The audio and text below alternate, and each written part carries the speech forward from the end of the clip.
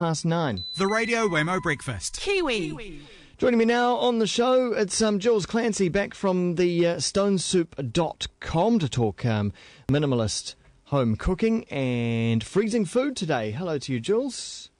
Hi, Glenn. How are you? Very good, thank you very much. Very good indeed. Of course, you kicked off the virtual cooking school on the weekend. How did that go? Great. Yeah, great. We've got 43 people signed up, so from all over the world, like even India and China and Denmark. So isn't that amazing? Yeah, it's truly multicultural. Yeah. Yeah. That ability to have a school that is not in one centred place but spread around the world. It's just fantastic. Yeah, it is. Although I'm kind of finding challenges because people keep asking questions because they can't find ingredients because they're living in Israel. Like, you can't buy frozen berries and stuff. So, true. It's keeping me on my toes, and I'm learning a lot about the world. So it's good fun. Well, one thing I know that is pretty much universal, and that is freezing food. And today you've got the 7 golden rules of freezing food, Jules. Yeah. So, just a blog post I wrote about recently, and I got quite a good response from my readers on it. And it's something that I'm interested in doing, particularly now I'm growing more food at home, and sometimes you get that overabundance going on. You get a whole lot coming on at one time, and you can I guess share it around with friends and whatnot. But you could also get into freezing, and one thing that I've got going on at the moment is a whole lot of broad beans, and they all sort of seem to come on at the same time. I'd love to have broad beans throughout the year, Yeah, me too. I love broad beans. So, and they're something that actually freeze quite well, I think. So yeah, you're in luck. Yeah. Well, let's look at some of these rules.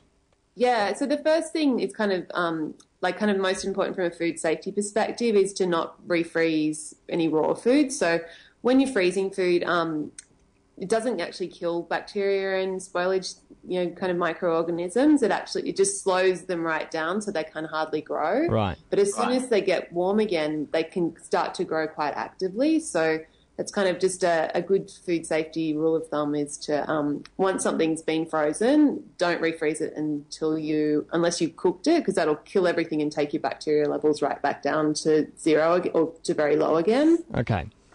Yeah.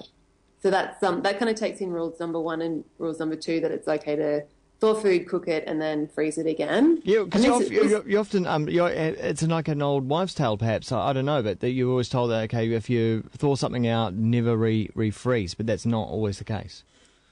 No, it's kind of a good one to stick to, unless something was super fresh when it was frozen, and it's only you've only thawed it out in the fridge and it hasn't actually, the temperature hasn't risen very much on it, that's fine. But if it's been sitting out on the counter, then, the outside can actually get quite warm and you can get quite a lot of bacteria just growing on the outside of the food. Okay, cool. Yeah. So there's some science behind that one, yeah. All right. What about rule number 3? Okay, so that's just to cool the food down before you freeze in. That's just a bit of your kind of heat transfer stuff. So if you put a really hot dish into the freezer, it's just going to warm up the other things that are already frozen in there. So it's kind of adding risk to your already frozen products, and it just doesn't make sense from a kind of energy perspective. So it makes more sense to cool it down, and then once it's cool, get it in the freezer. Okay, and you also recommend getting things into the freezer as soon as possible. Yeah, so if you are planning on freezing something, kind of it's rubbish the quality that you get out of the freezer is only as good as the quality that you put in. So the fresher something is before it goes into the freezer, the better quality will be when it comes out. I guess one thing people have an issue with is space in the freezer, and I guess what you freeze things in can make a big difference there.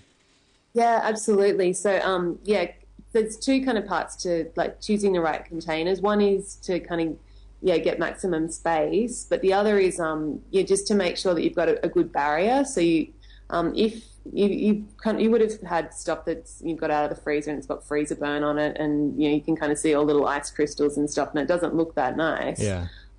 And that's about choosing the right packaging for it. So you don't want to have a lot of air around your food that you're freezing, and that kind of takes in the space perspective as well. You want things that, so I find little kind of Ziploc bags that are designed for the freezer are the best. because then you can kind of pack them in and they fit in and they're easy to label and easy to pull out. And I suppose a good idea too to squeeze the air out as much as possible as well. Yep. I remember my mum used to always be like sucking on the end of the bag, and it used to look really gross. But yeah, I just squeeze it out. Now, some food, of course, expands when it freezes, right? Yeah, well, everything does. So water, because most food's made up mostly of water, and water expands when it freezes. So yeah, always a good idea to allow for expansion. And, you know, I don't know, when I was little, we used to freeze our little water bottles overnight to take for school lunches in the summer. And, yeah, they'd always, if you filled it up too full, they'd always kind of bulge out and everything. Yeah. So that's just a good one to kind of make sure you don't get any explosions. And it's tempting often to chuck everything into the one big container as well. But do you recommend freezing stuff in smaller portions?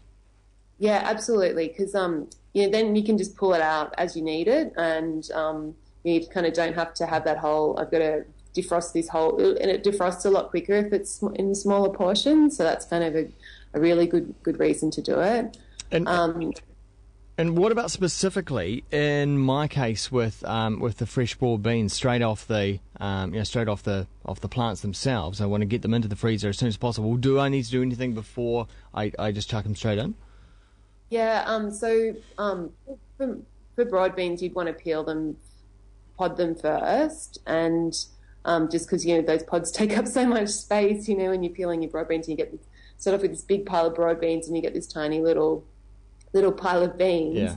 And the other thing is when you're freezing a lot of veg, it's a good idea to blanch it first. So just get some boiling water on, and then just pop it in for about a minute, and then let it cool down and freeze it, because vegetables have, you know, enzymes that can kind of still be active in the freezer, and they can start to break down the food. So if you blanch it, that kind of kills off the enzymes and makes it more stable. Cool. Are there some things you recommend that you don't freeze at all?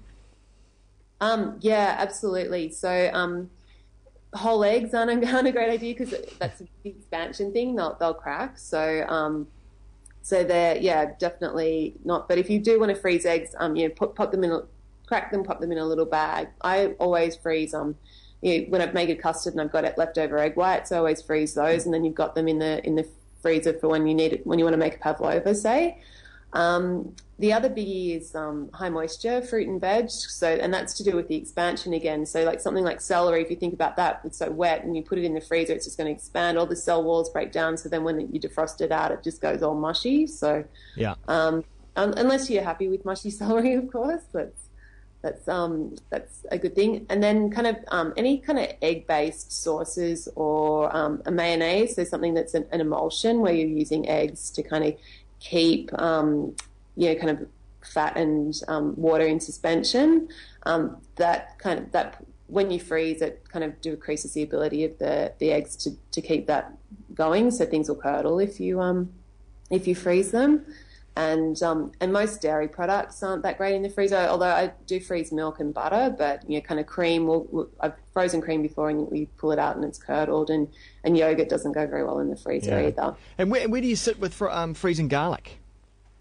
Well, I had read, before I wrote the post, I had read ages ago, Maggie Beer, who's quite a famous Australian food writer, had said, you know, you never freeze garlic, it changes the flavour and makes it awful. And then I had a heap of people leave comments saying that they freeze garlic all the time. So I haven't tried it yet myself, but apparently, yeah, just even whole cloves, just pop them in and pull them out when you need them. And I think most people were saying that it does like kind of slightly decrease the flavour, but that's not necessarily, you know, a bad thing. If you've got a really pungent batch of garlic, it might be a good thing to pop it in the freezer for a while. True.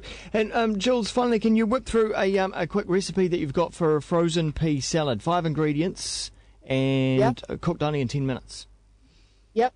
So this is a great thing. I like frozen peas. I mean, they're kind of, you know, when I was growing up, I used to hate them, but yeah, they're just such a great veg to have in the freezer. They're cheap, you know, and peas are actually one of the things that, you know, kind of they're best when they're super fresh. So if you're growing them in your garden, that's great. But if you're not, then you're probably better off to actually buy frozen, because they've been frozen as soon as they were picked, and they're sweet and they're lovely. So this salad, you just get a few rashers of bacon, chop them up and brown them in a pan, and then pull them out and let the bacon just rest on some paper towel, and then you just pop this frozen peas straight into the pan in the bacon fat, and just cook them, kind of just stir fry them for a couple of minutes, and they'll just kind of cook down, and then you just stir some mint through that, and then I make a dressing using sherry vinegar and extra virgin olive oil, and then toss some butter lettuce in that, and then just put the peas and bacon on, and the peas with the wilted mint and some bacon on top, and it's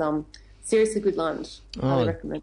Delicious. Yum, yum, yum. And I'd recommend that, frozen peas are probably the only frozen vegetable that I will actually buy. They just seem to be they are right. When you buy them frozen, they just seem to be really good. So yeah, absolutely. Especially the baby peas you can get. They're so sweet and so lovely, and you don't have to peel them, so it's awesome. Yeah. Hey, Jules, that recipe and some of those tips for freezing food are all up at the stonesoup.com, and a blog post up there as well. And plus, you can find out all the details about being part of the virtual cookery school as well. Jules, we'll catch you next time. Sounds good, Glenn.